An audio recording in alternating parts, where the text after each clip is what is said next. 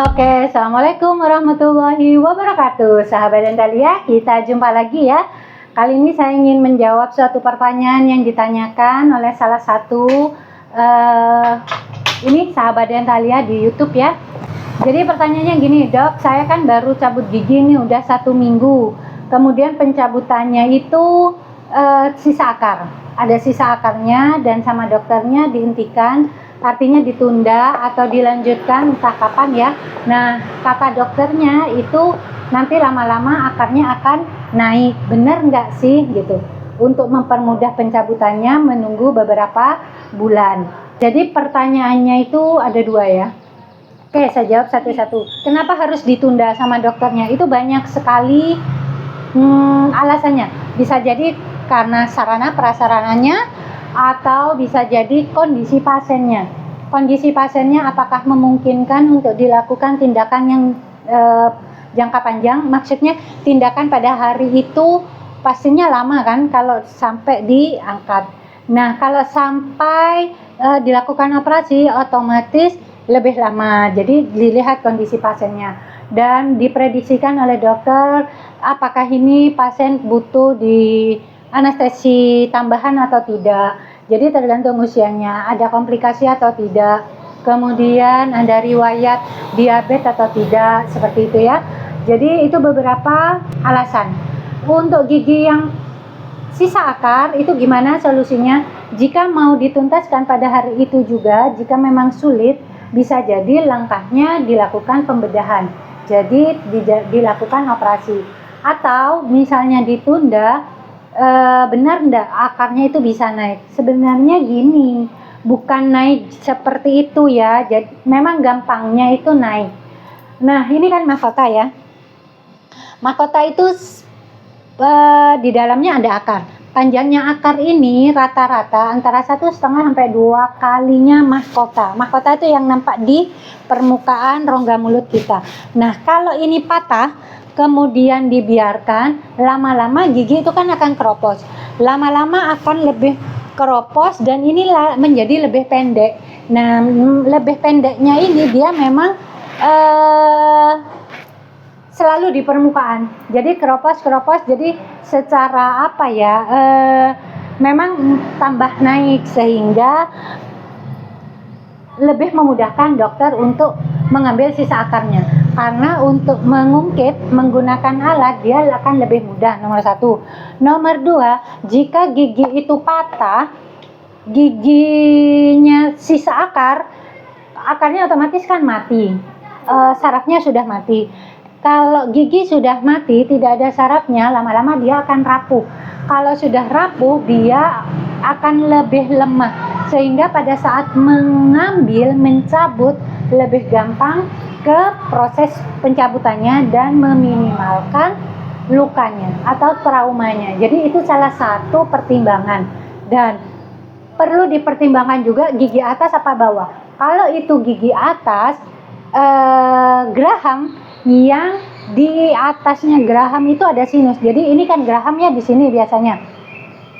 Ini geraham di sini. Nah, di atasnya geraham, di atasnya akar geraham. Ini kan misalnya gini ya.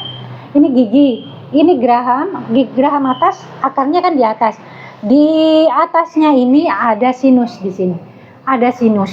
Karena itu kalau sisa akarnya sangat kecil dan diperkirakan akarnya masih panjang, banyak dokter yang mencegah pencabutan dengan cara paksa. Atau kalau diprediksikan pencabutannya sulit, itu dokter kalau memutuskan untuk ditunda atau dioperasi, kemungkinannya karena risiko pencabutannya lebih besar daripada manfaatnya nanti. Karena kalau akar ini kedorong masuk ke sinus, itu nanti akan menyebabkan sinusitis dan perawatannya lebih kompleks daripada penyembuhan luka biasa. Nah, di sini ada sinus dan selaput sinusnya itu sangat tipis. Risiko rentan akarnya ini kalau misalnya dicongkel, dia masuk ke sinus. Jadi seperti itu. Itu kalau gigi atas. Kalau gigi bawah, jika diprediksikan lukanya nanti sangat besar, bisa jadi dokter memutuskan untuk dilakukan tindakan bedah atau operasi. Jika tidak memungkinkan si pasien untuk dilakukan pencabutan dengan cara dibedah, bisa jadi pencabutannya ditunda, tapi dengan syarat selama penundaan operasinya pasien harus bisa dipastikan untuk menjaga kebersihan rongga mulutnya semaksimal mungkin, jangan sampai ada sisa makanan. Kenapa? Karena sisa akar dia akan menyebabkan penumpukan sisa makanan lebih banyak, dan ini akan memicu terjadinya keradangan pada gusi yang menyebar ke seluruh jaringan periodontal yang disebut dengan periodontitis kalau sudah keradangannya ke seluruh jaringan gigi dan jaringan sekitarnya ini ya. Kalau cuman gusinya itu mungkin hanya menyebabkan radang pada gusinya. Jadi seperti itu ya, sahabat Dentalia, kenapa harus diputuskan untuk dicabut dengan cara operasi atau ditunda. Untuk penundaannya pun juga banyak pertimbangannya, selain di pasiennya juga di dokternya. Bisa jadi dokternya sudah melakukan tindakan yang sangat banyak pasiennya sehingga sudah banyak kehilangan energi, bisa jadi pasien diagendakan di hari yang lain, atau bisa jadi kondisi pasiennya tidak memungkinkan untuk tindakan yang lama. Jadi banyak hal yang perlu dipertimbangkan, atau masalah persetujuan pasien untuk dilakukan tindakan, atau bisa juga ada penyakit-penyakit penyerta yang tidak memungkinkan pasien untuk dilakukan operasi. Jadi banyak hal yang dipertimbangkan. Nah, kalau sakitnya itu gimana? Kalau sakitnya masih bisa dikendalikan dengan obat, artinya minum obat dia sudah bisa sembuh, mungkin cukup dengan obat saja. Tapi kalau sakitnya terus menerus dan ada tanda-tanda keradangan, sebaiknya menggunakan antibiotik, tapi semuanya perlu resep dokter. Jadi seperti itu ya, sahabat Dentalia. Ya, jadi pertanyaannya dua pertanyaan itu ya. Kenapa harus ditunda? Benar nggak sih nanti akarnya naik? Ya, karena sebenarnya bukan akarnya naik gitu ya, tapi karena akarnya keropos.